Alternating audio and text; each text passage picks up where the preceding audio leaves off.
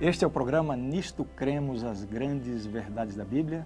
Hoje é o estudo número 14, a unidade no corpo de Cristo. Existe alguma coisa que não ama uma parede? É assim que Robert Frost começa o seu famoso poema Parede Reparada. É um poema maravilhoso, cheio de humor e também um pouco de tristeza, penso eu. O poema fala de dois vizinhos que, no começo de cada primavera, se encontravam no local do muro que limitava os seus terrenos com o propósito de restaurar o muro. Eram buracos e rachaduras causados por pedras que rolavam da montanha ou por caçadores participantes de jogos de tiro ao alvo que deixavam o muro completamente desfigurado. Segundo o poema, os dois vizinhos têm feito isto por vários anos, o que leva o leitor a naturalmente indagar: por que é que os dois homens continuam levantando este muro de separação todos os anos? Aparentemente, eles não têm mais bois e vacas que podem invadir o território um do outro.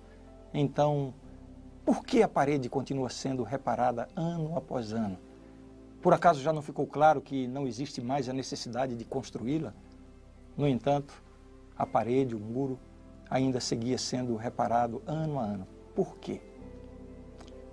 A verdade é a seguinte: é da natureza humana construir muros de separação, não é verdade? Na vizinhança construímos nossas casas e ficamos do lado de dentro, raramente saindo para conhecer os nossos vizinhos. Digo, realmente conhecê-los. Existem os muros que há mais de um século após a abolição da escravatura seguem separando negros e brancos. Existem muros que dividem os sexos, o homem da mulher, muros de status social que separam ricos e pobres. É por isso que o nosso estudo de hoje é tão importante. Hoje vamos estudar sobre unidade, a unidade no corpo de Cristo. Vamos ver então juntos tudo o que a Bíblia ensina a respeito desse assunto tão importante. Me acompanhe na explanação de hoje.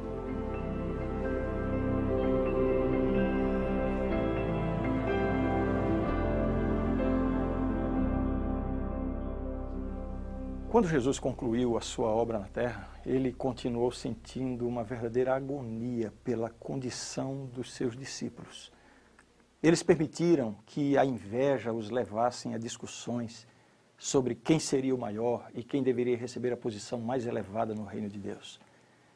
Jesus é amor. Era a sua simpatia que mantinha as massas à sua procura. Não podendo compreender esse amor tão abnegado, os discípulos achavam-se possuídos de profundo preconceito contra não-judeus, contra mulheres, pecadores, os pobres, e isto lhes cegava os olhos para esse todo abrangente amor de Cristo, até mesmo em relação àqueles que eram tão detestados. Mas a opinião de Cristo não poderia ser modificada pela tradição, pelos conceitos populares, ou mesmo pelo controle da família.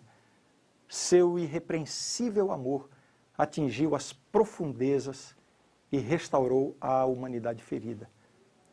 Tal amor tornaria os discípulos distintos em relação ao público indiferente e seria a evidência de que eram verdadeiros discípulos. Assim como ele, Jesus, amara, deveriam eles também amar. O mundo seria eternamente capaz de distinguir os genuínos cristãos, não por causa da sua declaração de fé, mas pela revelação do amor de Cristo neles. Assim também, mesmo no jardim do Getsêmani, a principal preocupação de Jesus naquele momento de agonia, de sofrimento, a sua principal preocupação era a unidade da sua igreja. Aqueles que haviam saído do mundo. Vejam o que dizem essas palavras.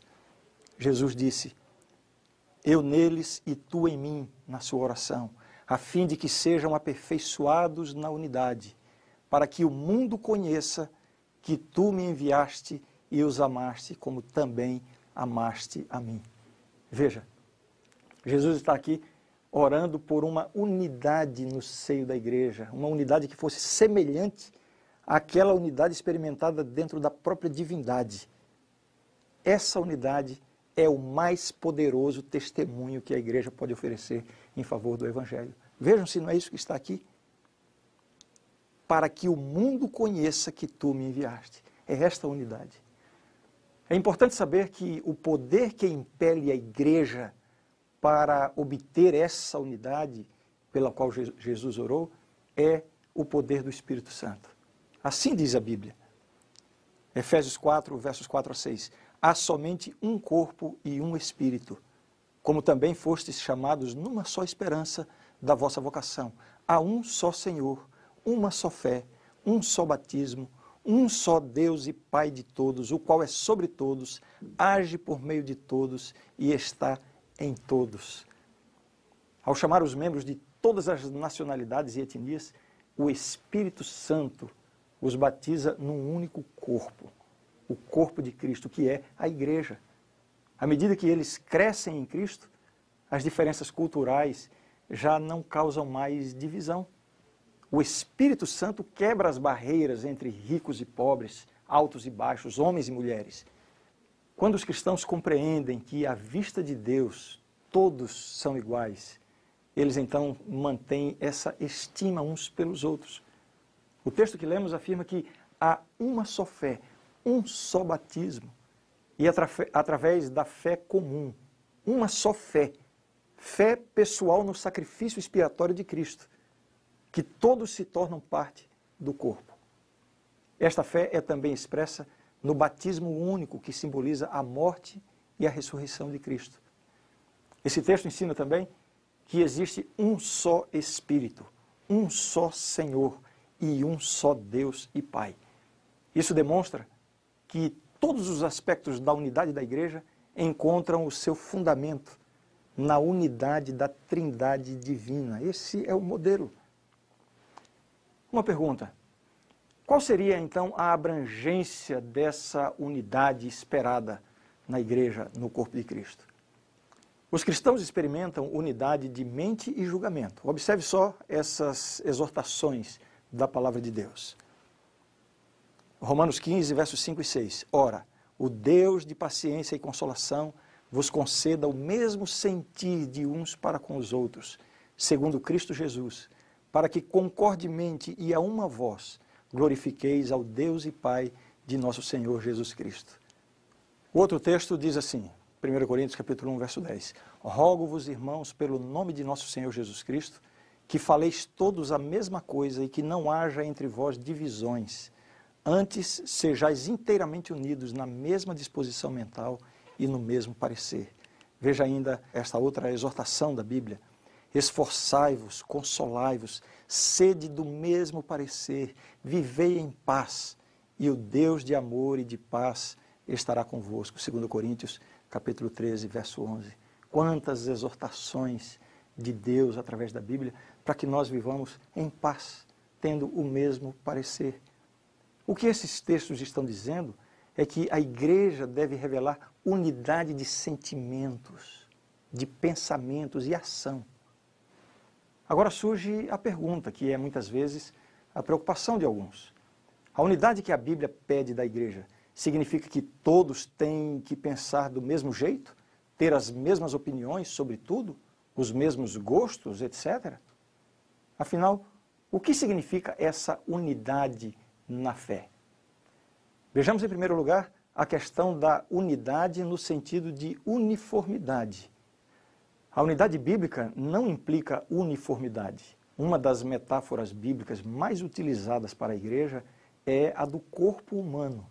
Isso demonstra que a igreja experimenta a unidade mediante a diversidade. O corpo possui muitos órgãos, todos eles contribuindo para o bom desempenho do corpo. Todos eles preenchem uma função. Nenhum deles é inútil, mas cada um deles é diferente um do outro. Esse mesmo princípio opera na igreja. Nem todos os membros pensam da mesma forma, como também nem todos são qualificados para desempenhar as mesmas tarefas. Todos, entretanto, funcionam sob a direção do mesmo Espírito, edificando a igreja com o melhor dos dons que Deus lhes concedeu. E o que significa dizer sobre a unidade na fé? O que significa esta unidade na fé? A unidade na fé significa que existe uma variedade de dons, porém, de uma mesma crença, ou seja, há uma uniformidade no sentido de que todos possuem a mesma crença, porém uma diversidade, no sentido de que o Espírito de Deus capacita a igreja com dons variados. Vamos ver agora qual é a importância da unidade da igreja. Em primeiro lugar, a unidade da igreja torna eficazes os esforços da igreja. A unidade é importante em primeiro lugar por isso. Num mundo caracterizado pelos conflitos, dissensões, diferenças de temperamentos, personalidades, disposições, a unidade da igreja será um testemunho em favor da mensagem pregada, mais do que qualquer outra coisa. Essa unidade provê evidências irrefutáveis da ligação dessas pessoas com o céu e da validade de suas credenciais como discípulos de Cristo. Jesus mesmo afirmou: "Nisso conhecerão todos que sois meus discípulos, se tiverdes amor uns com os outros." Então aqui está o primeiro aspecto da importância da unidade da igreja. Quando uma igreja está em unidade, isso torna eficazes os esforços da igreja. A unidade da igreja também é importante porque revela a realidade do reino de Deus. Uma igreja verdadeiramente unida sobre a terra revela que seus membros levam a sério a expectativa de viverem juntos no céu. Unidade na terra demonstra a realidade do eterno reino de Deus. Em relação àqueles que vivem desta maneira, cumpriu-se a Escritura: "Ó, como é bom e agradável viverem unidos os irmãos." Salmo 133, verso 1. A unidade da igreja também é importante porque demonstra a força da igreja. Unidade traz consigo força, ao passo que a desunião, a divisão, provoca enfraquecimento. Uma igreja é verdadeiramente próspera e forte quando seus membros estão unidos a Cristo e uns aos outros, operando harmonicamente em favor da salvação do mundo. Então, e somente então, serão eles, no mais completo sentido, cooperadores de Deus, como disse Paulo em 1 Coríntios capítulo 3, verso 9. O efeito positivo e benéfico da igreja unida pode ser comparado com o desempenho de uma orquestra. Você já assistiu à apresentação de uma orquestra? Nos momentos que antecedem o aparecimento do maestro, enquanto os músicos afinam os instrumentos, aquecem ali os seus instrumentos, o som produzido é muito estranho e muitas vezes até desagradável. Mas quando o maestro chega, desaparecem os ruídos caóticos e todos os olhares se voltam para ele. Cada membro da orquestra fica atento, pronto para obedecer à direção do maestro. Sob o comando dele, toda a orquestra produz agora música bonita e harmoniosa. Estamos vendo com todos esses textos e comentários o quão importante é a unidade no corpo de Cristo. Sem ela, a igreja não pode realizar a sua missão, ou quem sabe, nem mesmo existir no cenário mundial. É vital desenvolver e manter tal unidade. Por isso é importante agora dedicarmos um pouco de atenção a algumas formas através das quais podemos alcançar essa tão almejada unidade na igreja. Obviamente, o amor deve estar no centro de todo esforço para alcançar a unidade no corpo de Cristo. Amar como Cristo amou. Será que nós, como seres humanos caídos e pecadores, poderíamos desenvolver esse tipo de amor? Parece ser algo impossível diante das nossas limitações e pecados. Parece que Cristo nos pede algo impossível, amar como Ele amou. Porém, devemos lembrar que Ele, Jesus, é capaz de fazer o impossível na vida de cada um de nós e na vida da igreja. A promessa que Ele fez nos dá essa garantia. Vejam a promessa de Jesus. "E eu, quando for levantado da terra, atrairei todos a mim." João 12, 32. Uma promessa extraordinária. Trata-se também de uma unidade relacional, quando Jesus diz: "Todos atrairei a mim." A unidade dos crentes através de suas raízes comuns na videira que é Cristo. Conforme explicado pelo próprio Jesus no capítulo 15 de São João. Jesus diz assim: O meu mandamento é este, que vos ameis uns aos outros, assim como eu vos amei. Finalmente, essa unidade se acha enraizada na cruz. O amor do Calvário que se implanta no íntimo de cada cristão. Somente quando compreendemos que não amamos como Jesus e que não conseguimos fazê-lo por nossas próprias forças, podemos admitir a nossa necessidade de sua permanente presença em nós. E então cremos naquilo que ele mesmo já antecipou. Ele disse, sem mim nada podeis fazer. São João 15, verso 5. Junto à cruz nos damos conta de que ele não apenas morreu por nós, mas por todas as pessoas sobre a face da terra. Isso significa que ele amou todas as pessoas, todas as nacionalidades, todas as etnias, cores, todas as classes sociais. Ele ama igualmente a todos, quaisquer que sejam as diferenças existentes entre essas pessoas. É por isso que a unidade encontra as suas raízes em Deus. A visão estreita do homem é que tende a separar as pessoas. A cruz enfrenta a cegueira humana e coloca sobre os seres humanos a etiqueta de preço de Deus. Mostra que ninguém é sem valor. Todos são desejados por Deus. Se Cristo assim ama a todos, nós também temos que amar as pessoas. Quais são os passos para experimentar esta unidade? Aqui vão algumas indicações. Primeiro passo para a unidade. Vamos começar com unidade no lar. O campo de treinamento ideal para a unidade da igreja é a família. Nós vamos ver isso em mais detalhes no estudo número 23, quando vamos tratar sobre o que a Bíblia ensina e fala a respeito da família. Se aprendermos a exercer sabiamente a direção, a bondade, a gentileza, a paciência e o amor, tendo como centro a cruz, se aprendemos isso em nosso lar, estaremos aptos a desenvolver os mesmos princípios no nível da igreja. Eu tive um sábio professor que uma vez fez a seguinte declaração, se referindo a uma pessoa a quem ele queria elogiar. Ele disse assim, olha, o fulano de tal é um grande cristão, ele é muito cristão. Olha, e ele ficou procurando palavras para nos convencer de como essa pessoa era tão cristã. E ele disse assim, olha, ele é tão cristão que ele é cristão até em casa. Eu não preciso explicar. Parece que o lugar mais difícil de ser cristão é em casa, não é? Vejamos agora o segundo passo para a unidade da igreja. É necessário que haja disposição para a unidade. Para alcançar a unidade no corpo de Cristo, devemos exercer boa disposição, minimizar as diferenças, evitar as dissensões em questões que não são essenciais. Como isso é difícil para nós, né? Em vez de focalizarmos aquilo que nos divide, deveríamos falar sobre as preciosas verdades que nos unem. Falemos sobre a unidade, oremos para que a oração de Cristo se cumpra em nós. Deveríamos ser menos sensíveis a certas ofensas. Uma vez alguém chegou para mim e veio me contar que uma outra pessoa havia falado mal de mim. E essa pessoa disse, olha, Ranieri, o fulano de tal falou isso, isso, isso de você. Quando ele terminou de relatar, até numa forma de repreendê-lo, porque esse é um papel que não deve ser feito. Eu disse assim, e o que mais ele falou? Não, ele falou só isso. E eu disse, só isso?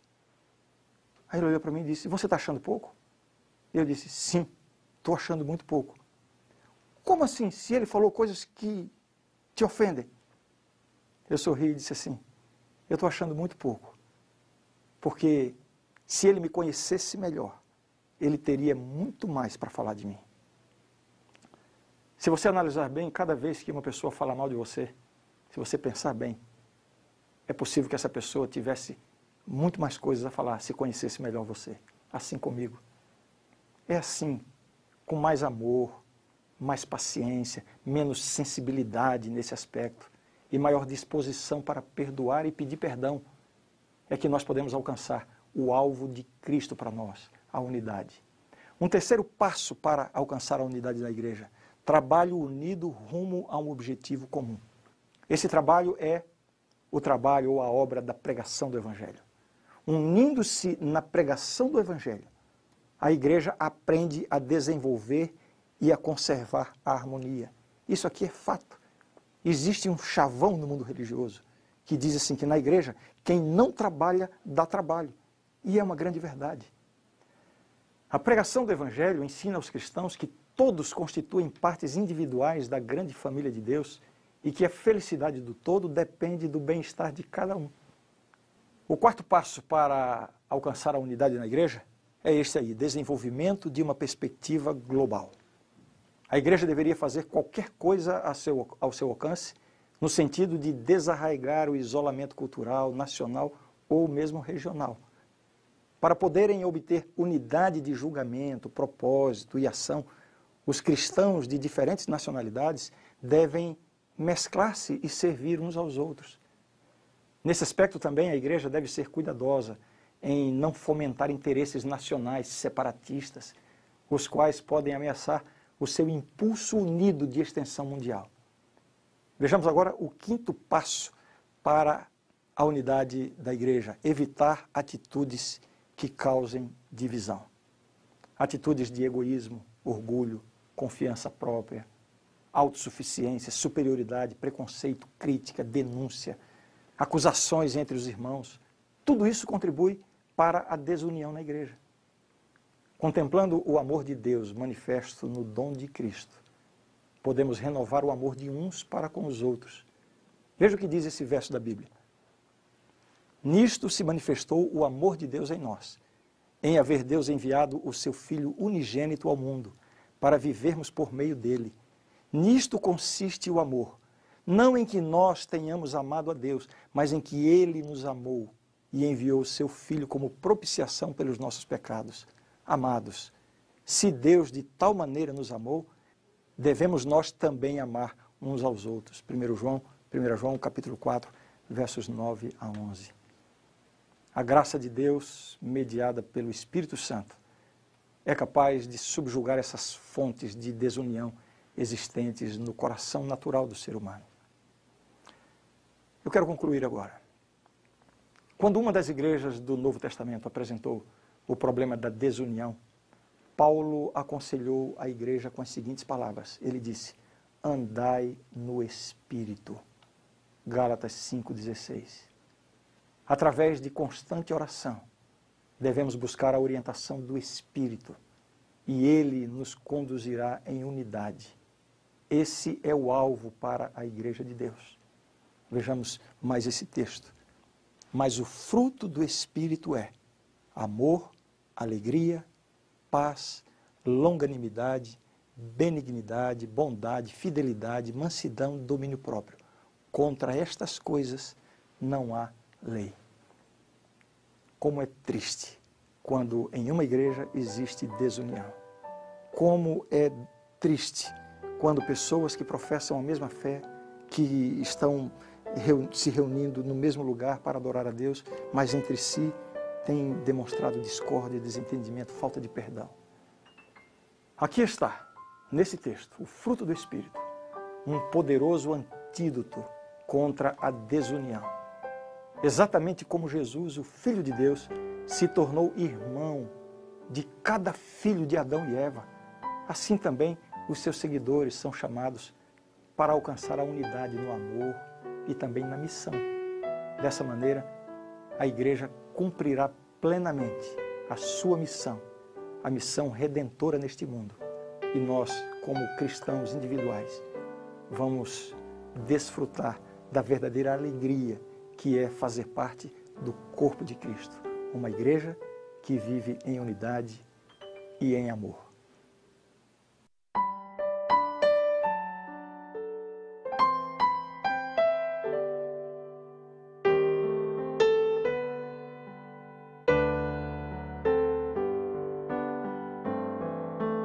Bem junto a Cristo, eu quero estar, bem junto à cruz, doce paz desfrutar. Sim, ao teu peito eu busco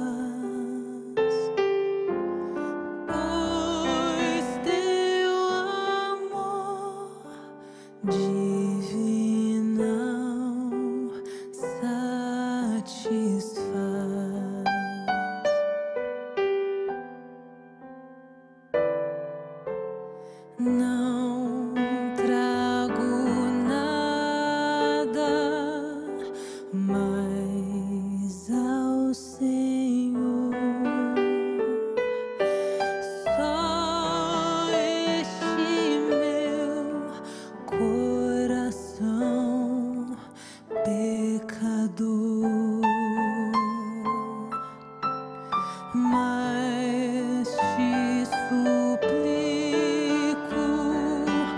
em contrição, ó Salvador, dá-me paz e perdão. Ó Salvador, dá-me paz e perdão.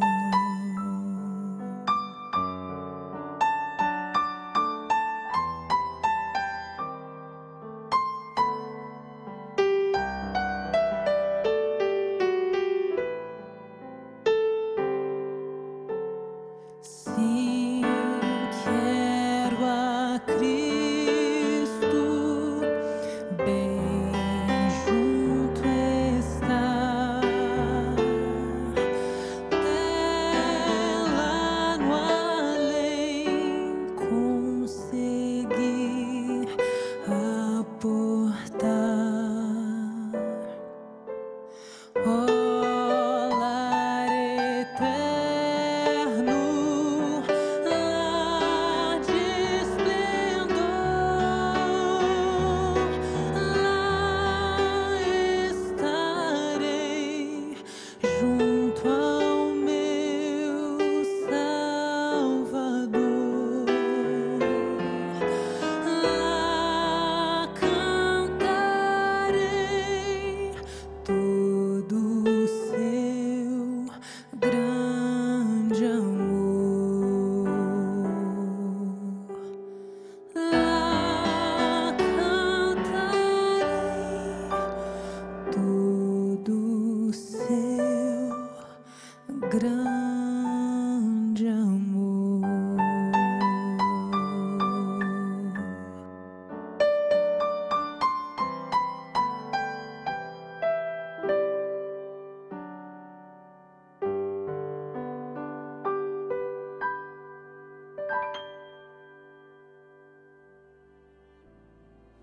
A grande verdade do estudo de hoje é esta: a igreja é um corpo com muitos membros, chamados de toda nação, tribo, língua e povo. Em Cristo somos uma nova criação. Distinções de raça, cultura e nacionalidade e diferenças entre altos e baixos, ricos e pobres, homens e mulheres, não devem ser motivo de dissensões entre nós. Todos somos iguais em Cristo, o qual por um só Espírito nos uniu numa comunhão com Ele e uns com os outros. Devemos servir e ser servidos sem parcialidade ou restrição. Mediante a revelação de Jesus Cristo nas Escrituras, partilhamos a mesma fé e esperança e estendemos um só testemunho para todos. Essa unidade encontra sua fonte na unidade do Deus triuno que nos adotou como seus filhos. Esta é a verdade e eu creio nisto. Na próxima lição, vamos estudar sobre o batismo. O que significa? Como deve ser praticado? Quem precisa ser batizado? Essas e muitas outras perguntas serão respondidas pela Bíblia. Encontro você no nosso próximo estudo.